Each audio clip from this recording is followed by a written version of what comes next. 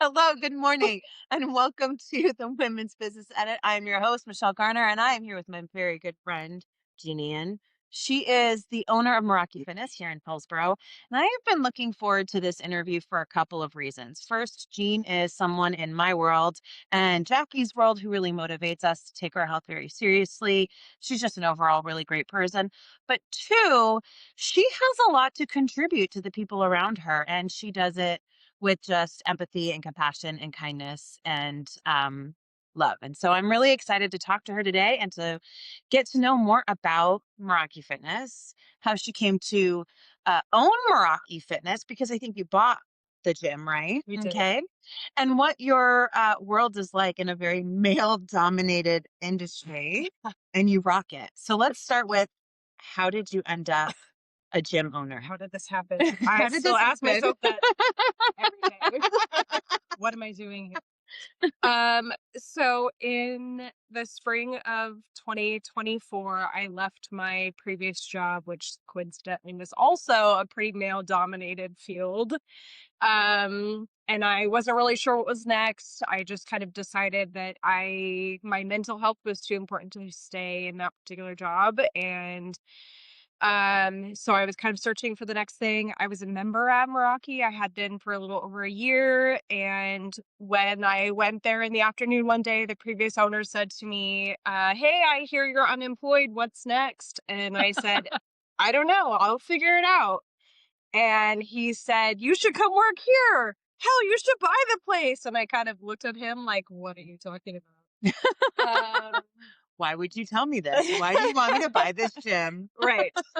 So, I kind of went home to my husband and we kind of laughed about it and circled back a couple weeks later and we're like, that could be a really good thing. I've been a certified personal trainer since 2021 and I hadn't really done a whole lot with it. But I went back to the previous owner and it's a little bit of a long story, so I won't go into all the details, but eventually we came back and said, "Let's do this." And so here we are. Nice. So you can't see this, but Jean is a personal trainer and for good reason. So Jack and I approached her and said, "Well, you own a gym. You must know what you're doing." She knows what she's doing. She's gonna kick your butt.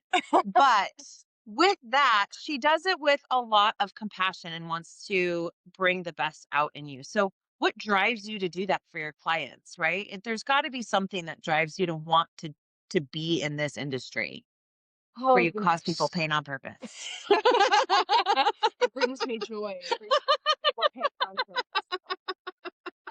I think for me, a lot of it is like I've been an athlete my whole life. I grew up playing soccer. I was on dance team when I was in high school. I did track for 1 year. I did tennis for a couple of years. When I was in college, I wanted to make sure I was still staying active, even with the crazy caseload or school load.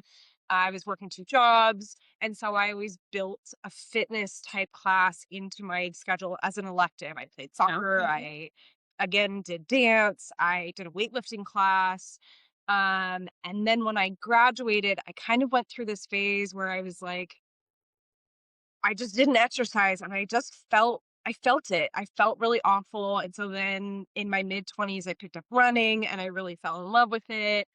Um, and it just really struck me how important exercise is. And you don't always have to love it, but you kind of have to find that motivation to do it anyway, or it's like dedication over motivation some days. But I just really feel passionately about making sure that we're staying active and helping people find the thing that they can do even when they don't necessarily want to, if that kind of makes sense. It does. Um, and so I loved Meraki in particular because it's group fitness based. So you really get this amazing community. You walk in the door and you feel welcome. You meet these amazing people. The majority of Meraki's members are now and have always been, in my experience, mainly women. And It's that true. really goes a long way for feeling safe and feeling welcome. Um, and really inspired by other women. So, I've always kind of wanted to be that person for other people, and it really has allowed me an opportunity to expand that even more. So fitness is something that you've always just really had a passion for, and then you had the opportunity to make that a personal passion into a professional passion. Yes. That's amazing. Well, not all of us get that opportunity, I will say, because in my previous career before Urban River, I was climbing the corporate ladder and was thinking, this is going to be my world. This is the career I thought I wanted. And then I found myself starting a business and thinking, oh, maybe that's not what I always loved. And so that's nice to hear that there is women out there who were able to just have that opportunity and then took the bull by the horns and said, let's go. Not everybody gets a chance to do that. And I think that's really cool. Yeah. So good for you. Thank you. So I will also say Jackie and I are members of Meraki Fitness, which is probably one of the reasons I've been so excited about this interview because there is a culture that you have built at Meraki. And I think it's really important that we talk about that because it is very different when you walk into the doors of Meraki versus any other gym that I've been a part of. And Jackie and I actually met, she says, beating each other up, but we were in kickboxing class. Let's just not really beating each other up, people. It was kickboxing class, but it was always this macho, like, kind of feel. And I don't get that in Meraki. In fact, I walk into Meraki and just feel like, okay, I'm here for myself. How did you build that? That's a great question. I don't actually know. No, I think a lot of it came from, first of all, the people that were already there. Like when we took over in the spring of 2024, there was already a really amazing community and a pretty good culture. And a lot of those coaches stayed on with us through that business transition, which I cannot express my gratitude to them enough because they kind of rolled with it. A lot of them already knew me because I was a member there, but um they were just so amazing. They kind of rolled with it. They welcomed me and Brandon and Reese into the environment, and really helped a lot with that transition. And then we've added some really amazing coaches since then. We've had some really good opportunities to add more types of classes and kind of build on what was already there. Um, and, just one of my biggest things is finding a place for everyone, Yeah, or making it a place for everyone, because we all have to start somewhere, right? yeah, Like, that's important. especially for people that maybe they've never really liked exercise, but they are to a point in their lives where they know that it's important, but they don't really know where to start. And so our coaches and our community are able to help them get started Yeah, and make it that safe place to be able to ask questions or be able to be coached by someone who can give you the pointers to make the most out of your exercise, and get stronger. So I think that's where, some of that culture has come from, is just making it a really safe space for people of all levels and from all backgrounds. It's not one of those places that you already have to be fit to go to. It's a place where you can go to get started. that's awesome. So I have worked with numerous coaches. I'm like in my head as you're speaking, I'm trying to count and it did not work. I would say probably 4 or 5 outside of you. And each one of them has their own very different coaching style and very different mentoring, I guess, style for the class, especially because all of us are at very different levels in those classes. But I want to say I've never felt worried or scared or ashamed to be like, hey, I need a little help with this. And I think that's really great that all of you can come together and make sure that all of your members feel welcome and feel like they can ask the questions and get the most out of each and every workout because I don't think that's true for everyone at every gym always. So bravo on that. And good job, coaches. You guys are all awesome. You're all amazing. I couldn't do it. One thing I wanted to really touch base on, though, because this podcast is really celebrating women in business and celebrating our journeys, you are in a unique field where it's very male dominated. I also come from a very male dominated industry as well, where if you were a woman, sometimes making waves got you in trouble, and sometimes making waves got you noticed. And both those things could be positive or negative. How do you feel like that impacts you as a business owner of a gym in a very historically male dominated industry, especially when most of your members are women, and I think most of your coaches are women, if I'm not mistaken. Yeah. So how does that factor in for you? Does it bother you? Do you like think about it, or do you just not care and just want to go out and kick ass anyway? Yeah. Well, and it's interesting. It's such an interesting question because while I think gyms as a whole do tend to be mostly male dominated, the group fitness industry is a little different, I think. Okay. I in the group fitness places that I've been, it is actually mostly women.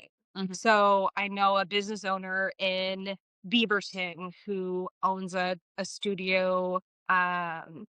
And I went to a couple of her classes, and same thing as at Meraki, most of the women or most of the people in that class were women. Okay. In some of the past group fitness places I've visited, mostly women. Um, and so, when you think about a traditional gym, that's where it tends to be a pretty male dominated. If I go to um, another gym, I am definitely in the minority. It's mostly men and maybe a handful of women. But the group fitness space is very, very different. Um, and I think that provides a little bit of a level of, um, in a lot of ways, safety for women. Um, you don't have a lot of people coming up to you and saying, "Oh, you're doing that wrong," or you're, Yeah. you know, trying to hit on you in the gym and things like that. I mean, that has happened Yeah. more traditional Traditional. gyms. So, the group fitness world is a lot different, I think, and that has allowed for some of that, like, um, ability for women to be comfortable in a space and really find that strength. Like, I think about our 5 and 6 a.m. classes. Those are our busiest classes, first of all. And the majority of them are really strong, really badass women. Yeah. There are some guys, I'm not saying there aren't any, and the guys that we do have, we appreciate so much. I've worked out with all of you guys too, and you guys are also very amazing. Thank you. They are really, really amazing, and so supportive, and I think that it really helps where maybe women in the past or at traditional gyms have been a little bit uncomfortable, and you can kind of come find that comfort space. And that really goes a long way in your fitness journey, Yeah. especially for women who are getting into their, mid 30s and early 40s, like Mhm. me and you. We don't want to talk um, about that. That's for another podcast. that is for another podcast, but also it's very important for us to talk about it because, especially as we get into that perimenopause and menopause stage, strength training is just so, so important. You don't have to love it, but it's really important to do it anyway. That was a huge message so I'm 42, my wife is 48, and we are both in the perimenopause world. And so, okay, let me back up a minute. Jean and I became friends on a random day. I saw her, she saw me, we're like, "Oh, you look like you're someone I want to be friends with." And we just were friends. And then it's even better because her husband and my wife get along super well. And so we just all get along. And for me, in my past, I haven't ever had one of those genuine relationships that were built that way, and I really appreciated her for that. So I got to know her as a friend first, and then I called her and said, "So, I'm I take up more space than I'd like, and I'm also in this weird headspace. Like I feel like I'm losing my memory all the time, and she was kind enough to talk me through some of her experience, and then it I recognized, oh, well, shit, I'm in perimenopause. That sucks. It does suck. And so Jackie and I went to Jean as a personal trainer first and said, please teach us or reteach us, because now fitness for us ladies as we get older is different than when we were in our 20s and 30s, right? So Jackie and I have been together for 12 years. And when we met, we were in that kickboxing class and I dropped weight like that. I built muscle like that. And for the last 5 or 6 years, that hasn't worked. And so you really gave me a lot of knowledge on what the fitness journey now has to look like as we get older and I have to go pay for my hair not to be gray. And so that is a true story. But how do you how do you take account into that when we're in group classes? Because now we've switched from personal training. We got where we needed to go with that and said, okay, group classes are more where we need to kind of land and stay for maintenance and continuing on this journey. But when we are all different at different levels, how do you accommodate that when you guys are planning your classes? Is that something you think about through each stage? Yeah. So, the way that our classes are programmed, we have a handful of coaches that rotate through planning for the month. So, they I kind of give them free rein. They can kind of do whatever they want with the programming. But we always make sure when we're doing the demonstrations in class, I'll say, okay, this is how it's programmed. So if this feels good for your body, do it this way. If you need a modification, here's the modification. If you need a little bit more, here's that little bit more. And we will, as coaches during class time, if we see someone who's not quite doing it correctly, we'll give them a gentle correction. Or if someone comes to me and says, hey, I have a shoulder injury, this isn't going to work for me, I'm going to give them sometimes a totally different exercise depending on what their needs are, Mhm. because it is really important to take that into account.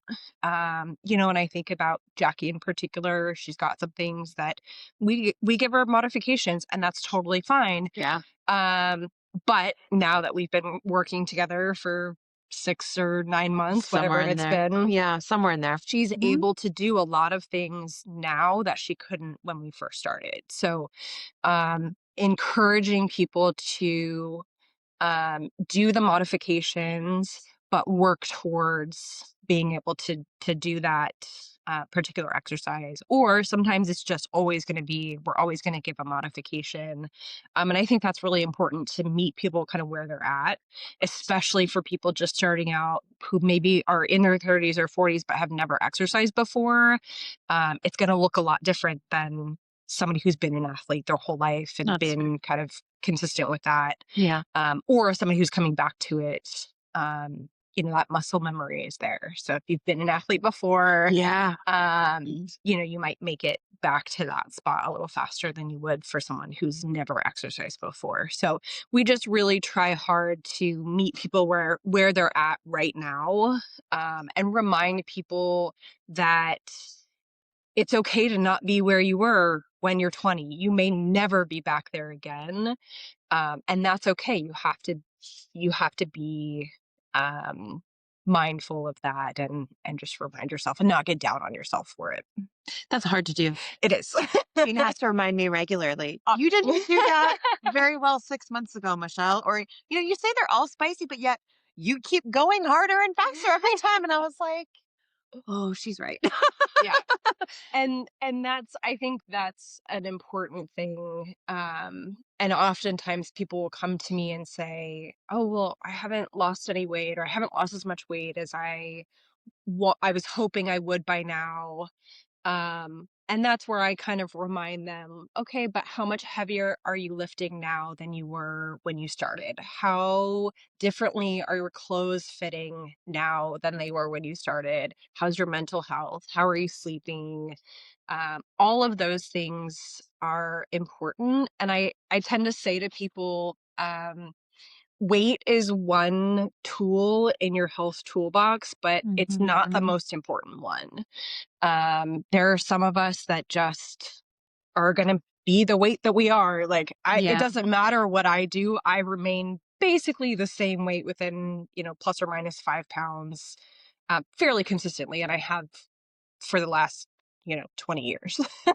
I think so. I'm so glad that you touched on that because I think as women in society, the number on the scale has meant more to us than our health, how we feel, how strong we can become, not just physically but mentally through exercise and fitness. Mhm. And I know for me that has always been a huge struggle. And I have a 16-year-old daughter, and I remember distinctly when she became a teenager, um, her always being very focused on the weight on the scale. And I would always tell her, that's not like you're strong, you are an athlete. She is in varsity cheer and throws people in the air like it's no big deal. And I admire her for that. Like it's no big deal. She's very strong and very athletic. Um, but I have had to change the way I speak to myself specifically in front of her so that she does not think, well, the skinnier I am and the less space I take up is means that I'm more valuable.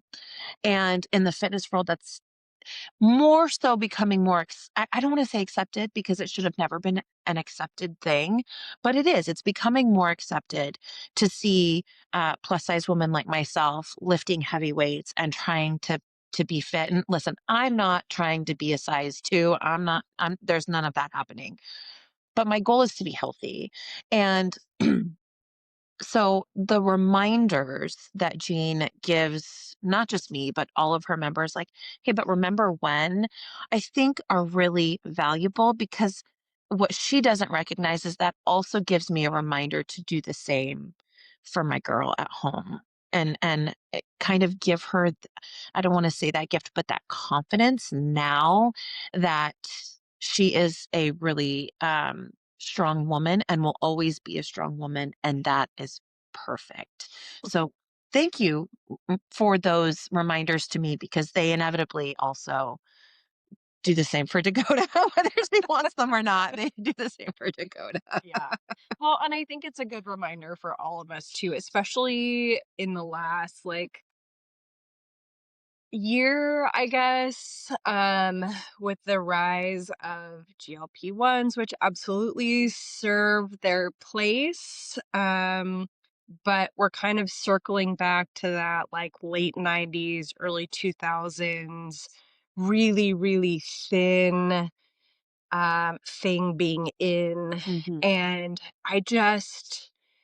I mean, I went through high school on the verge of an eating disorder because I wanted to be skinny. Yeah. And that unfortunately um, brings older women to osteoporosis and weakness in your older years. And we should really be focusing on our strength and eating well and fueling our bodies. It's been a really interesting, since we took over, it's been interesting hearing how people speak about exercise and their nutrition. Mhm. To say, oh, I have to exercise extra hard because I ate this cookie today. And it's like, well, you don't have to earn your calories like that. Like there is room in every nutrition plan for the things that you love, right? Mhm. I love Diet Coke. It's Oh, never going away. I cheers to will that, lady. cheers. I will never stop drinking Diet Coke. That's just not a thing that I will ever do. Same. I will never stop eating cookies and brownies because I love them and they bring me joy. Yeah. And am I going to eat them all day, every day? No, I'm going to balance that with eating enough protein and fruit and vegetables and whole foods. I'm going to make sure that I'm getting enough fiber and all of those things. Um, but what we see in on social media and in the media in general is this be thin, be thin, be thin, instead of be strong and healthy. So Yeah. I spend a lot of my time trying to counter that a little bit, especially because it is coming back so, so hard. And I also have a teenage daughter who is 14 and she's an athlete. And so we're constantly reminding her that she needs enough protein and she's got to, make sure that she's getting her fruit and vegetables and making sure that she's eating breakfast and all those kind of things. I have to do the same with Dakota. I do. I'm like, did you eat breakfast? She goes, no, I don't have time. I'm like, no, you're at least eating a protein bar, Right. right? Like, or she'll come back from practice and she's like, I am so hungry. I'm like, well, you've just spent 3 hours being active Right. and throwing girls up in the air and putting them on your shoulders and doing all the things. Like, yeah, you're hungry. You need to eat. But let's also be mindful of what we eat. And I think that's where I personally kind of fell off the bandwagon, right? Like I was like, well, I can have my Diet Coke and my Snickerdoodles. Snickerdoodles are my favorite. Um, I can have all those things, but then I let it get out of control. And now that I'm trying to rein that back in, um, it is much harder to undo the damage that I did because I just didn't put that mindset to good use. And I think that's really important, right? Like you don't have to earn a cookie, but maybe don't have a, two or three after every dinner for 2 weeks straight, or you know what I mean? And so um, I'm glad that your message and it's been consistent as long as I've known Jean is listen, you're as long as you're healthy, as long as you're taking the right steps, as long as you are being mindful of your body because you only get one, then enjoy a cookie every now and again. Enjoy a brownie every now and again. We had a great time at your birthday party a few weeks ago, and we had a cupcake to celebrate Jean, and that was fine because it wasn't like, let me have 5 of them, right? And I think that's important. Um, be Everything in moderation. balance, which we don't get much in our lives as entrepreneurs. Like there's a lot of balance. Do Um, as I say, not as I do. yeah. But with that said, if say someone came to you and said, I wanted to start open a gym or start a personal training business or, become an instructor or any of those things, what advice would you give them? Because I feel like you spend so much time changing the message. Should that be something that they should be prepared for in their Absolutely. journey to in their 100%. career? Yeah. And learning how to have those conversations with people because I literally all the time when I meet someone new, I would say at least 8 times out of 10, they will say to me, "Oh, you can probably eat whatever you want because you work out so much." And I'm like, "That's not really how that works." Like, Yeah. if you think about it, right, in one workout, I maybe burn 3 to 500 calories depending on the intensity of that workout. If I'm eating 5,000 calories a day, there is no working off that. That amount of calories. No, I just like realistically, I am a middle-aged woman and while I don't have to, I'm not somebody who has ever been able to like count my calories or any of that. Like I am mindful of it. I am aware of how much protein I'm taking in and how many carbs I'm eating as a long distance runner. I need those carbohydrates. So I don't count any of that down to the exact Like the number. I'm gram. just conscious of it, right? Yeah. Yeah. So learning how to kind of reframe those conversations for folks in a gentle way. When somebody says that to me, um, I'll often just be like, "Oh, um, I don't really think about it in that way," Mm-hmm. or just trying to reframe a little bit.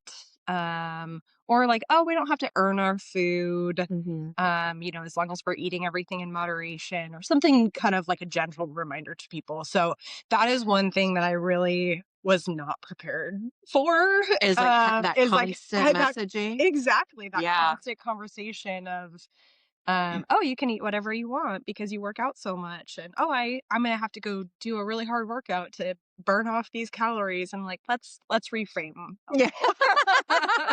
Let's And then not. she has clients like me who I'm like, I will go and do your workouts, but you're going to hear me complain every time. Okay, it's better now, but still quite frequently. I don't know. I mean, it's still there are definitely still some days where I get some pretty nasty looks, but that's all right. I can take It it. fuels her. It At least is what she me tells me. and all of my coaches. Yeah, Okay, it's not just me. I've asked every single one of them. I'm like, listen, if I tell you to fuck off, is that going to offend you? And they're like, no, bring it on. I'm like, oh, Let's do I'm not this. getting out of this one. Okay, onto the treadmill. But at the end of every workout, I'm so grateful because I was able to do it. You've created this culture, and I know you say that a lot of them were there, but you took over and then continue to proceed to make the culture a really great culture. So I think that it's really important that you don't short yourself on that because leadership is a big part of why that culture at Meraki exists, and it could have easily changed with anyone else. So hats off to you for that. That's a really hard thing to do and then perfect and then make better. So good job for you, and good job all you coaches. I know one of you will watch this at some point, and you all deserve the best. Um, so if you could do it all over again, if you could be a gym owner and know now what you didn't know a couple years ago, would you do it? I would. I think I would do it slightly differently. Um, I mean, of course, like starting something from the ground up would be totally different. Mhm.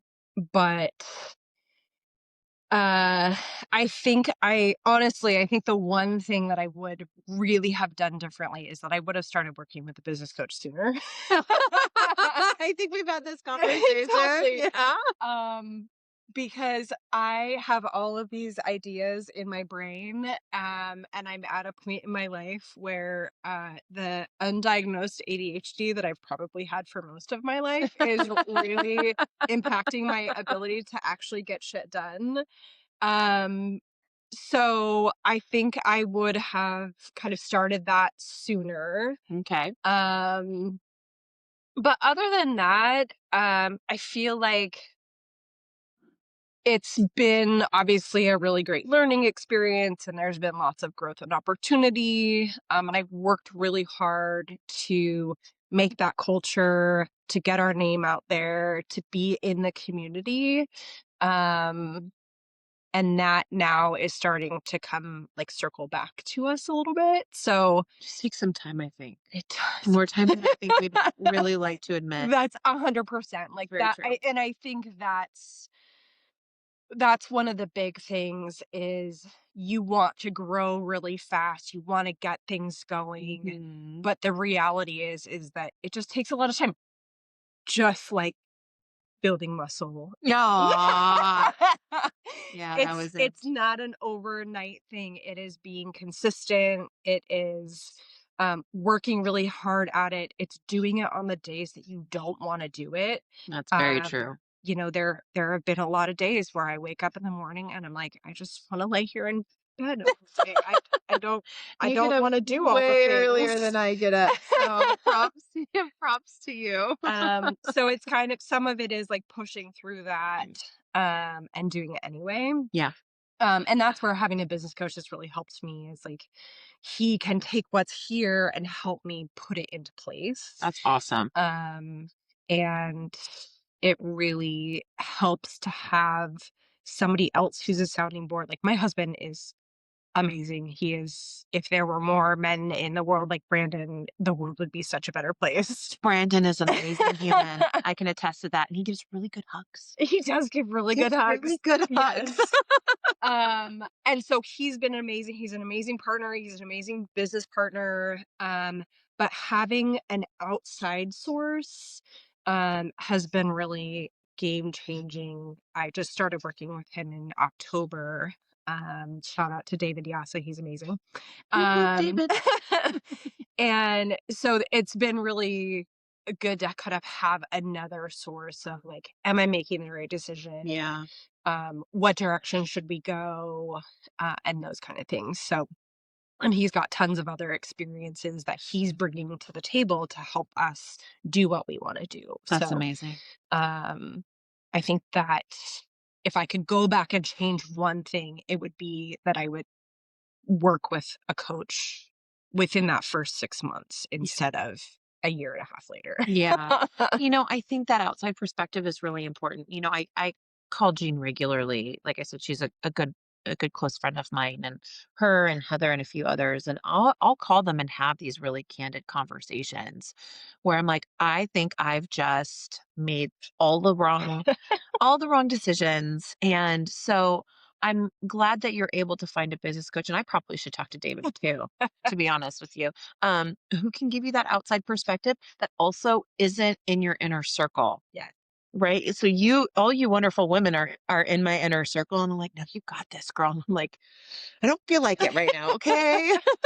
I don't know. I feel like that's something that ha- is really good about our kind of like inner circle, though, because if you call me and say something to me and I think that it's not the right choice for you, I'm going to tell you that. That is true.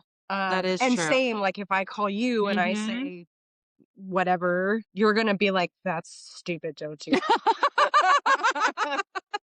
That is also true. But that being said, it is really helpful to have a coach who is the thing I really appreciate about David so far is that he finds this like right balance between like, yeah, you got this, you're so amazing, and then like, what the fuck are you doing? And can you reel this in? We've only been talking about this for how many months? Right. Yeah. And then yeah, like finding that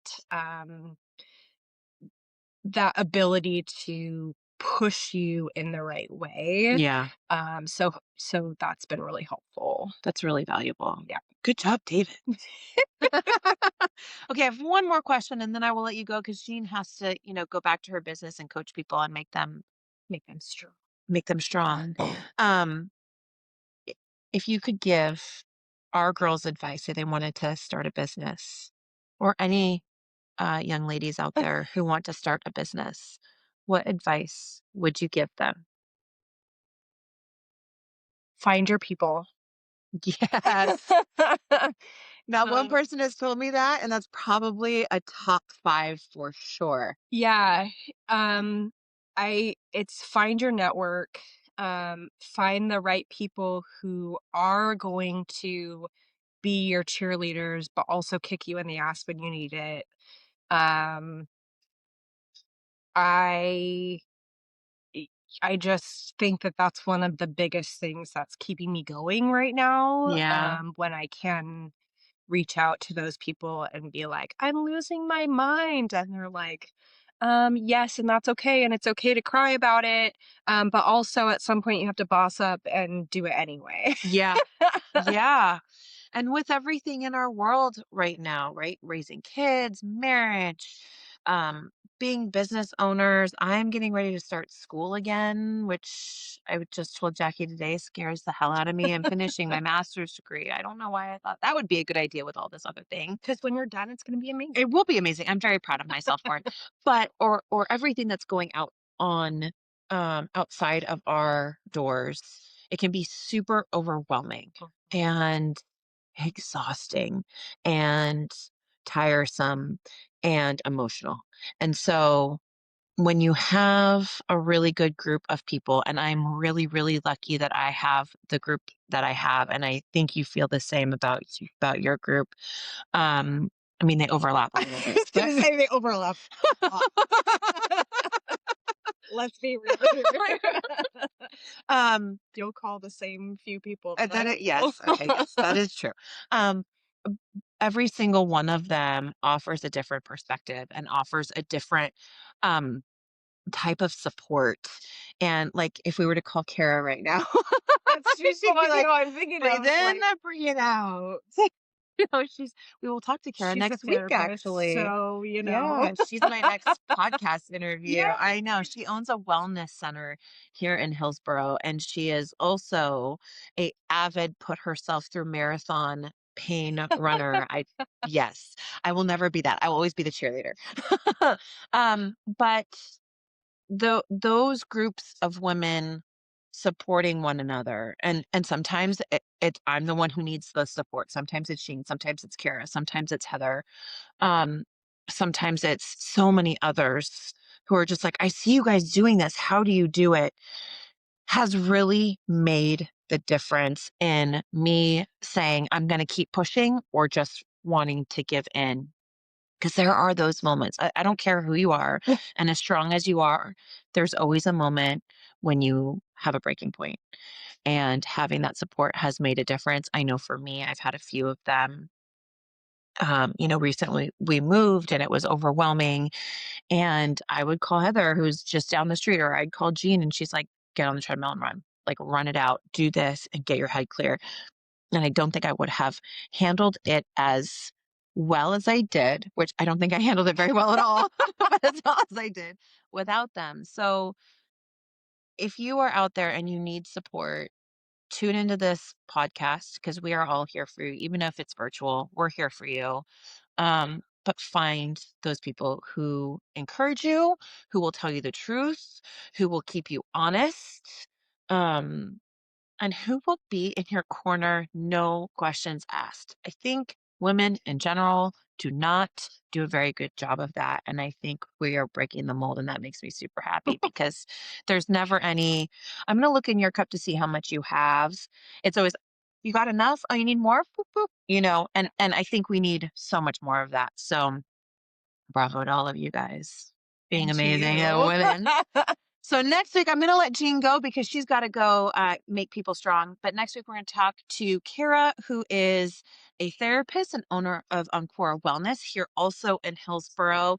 And she's going to talk about how we get through some of the stressful days, how she gets through some of the stressful days, because I feel like she has her own, and then here's all of us complaining and what she does to get through those, and then what it's like to open a wellness center.